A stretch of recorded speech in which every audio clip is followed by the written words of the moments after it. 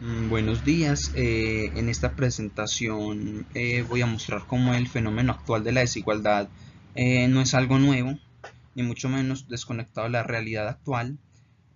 Para entenderlo mejor, pues voy a apoyarme en ideas de las distintas épocas.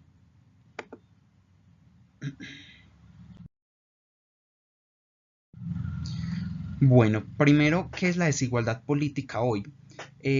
Hoy en día la desigualdad no se limita a lo económico, también aparece en el acceso a derechos, en la forma en que diferentes grupos pueden participar en la sociedad activa y en los espacios de decisión democrática.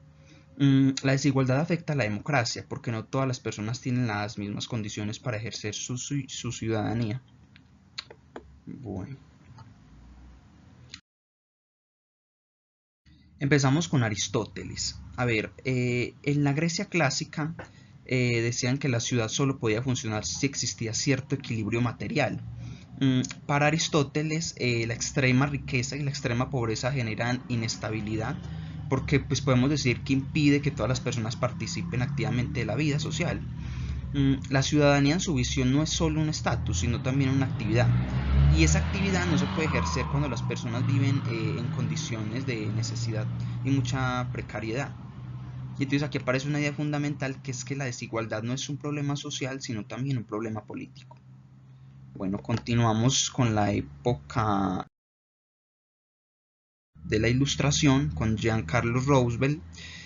Roosevelt decía que la desigualdad artificial nació cuando por primera vez apareció la propiedad privada.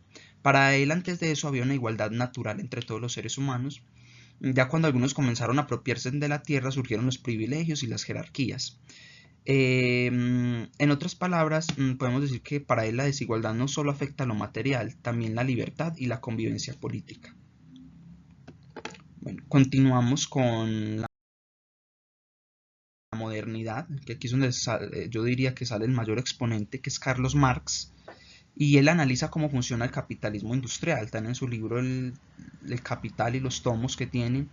Él explica que la desigualdad no es un error del sistema, sino su base también. En la relación salarial, el trabajador genera un valor mayor al que recibe como pago y ese excedente se llama la plusvalía. Es apropiado por el capitalista, lo cual genera la desigualdad. Eso hace que la riqueza se concentre en un polo y la pobreza o precariedad en el otro. Eh, y entonces Marx podemos decir que es el mayor exponente en este tema de la desigualdad. Bueno, en la modernidad tardía surge Habermas. Habermas dice que la desigualdad no solo se expresa en lo económico, también aparece en la capacidad de participar en el diálogo democrático. Cuando los sistemas económicos, podríamos decir, se vuelven demasiado fuertes, comienzan a invadir la vida cotidiana y a excluir a personas que no tienen recursos, educación o tiempo para participar. La desigualdad también se convierte en desigualdad de voz, de representación y de influencia en el espacio público. Podríamos hablar también de una desigualdad simbólica, ¿no? Bueno, mm, más tarde encontramos en la teoría crítica contemporánea a Nancy Fraser.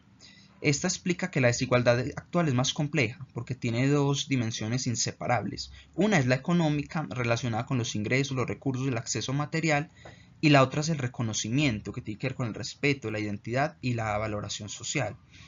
Podríamos decir que si un Estado solo atiende la parte económica pero ignora la discriminación cultural, la desigualdad continúa incansablemente. Bueno, continuamos con Mm, Axel Hont explica que las personas necesitan reconocimiento para desarrollar una identidad positiva. Cuando un grupo es despreciado o invisibilizado en alguna de sus esferas, sufre un daño moral de cierta manera.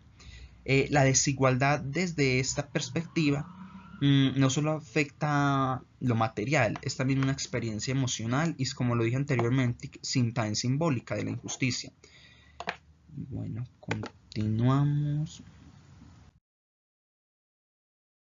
Bueno, algunos ejemplos actuales de la desigualdad. Hoy vemos la desigualdad en muchas dimensiones, por ejemplo, en las diferencias salariales entre grupos sociales, en el acceso desigual a la educación, en la salud, en la discriminación racial, y esto genera pues esos movimientos sociales que buscan no solamente la retribución económica, sino también el reconocimiento y respeto. Podemos, y aquí pues en la diapositiva se observan todos los ejemplos. Bueno, a las conclusiones que yo llegué es que la desigualdad es multidimensional, o sea, abarca muchos aspectos. Cada autor explica un aspecto distinto, pues abordándolos desde su contexto histórico y desde su perspectiva de vida. Las ideas políticas permiten analizar el presente también. Se necesita redistribución, reconocimiento y participación para estar en una sociedad más igual, más equitativa y sobre todo más justa. Bueno, ahí está la bibliografía. Profe, muchas gracias. Este es mi trabajo.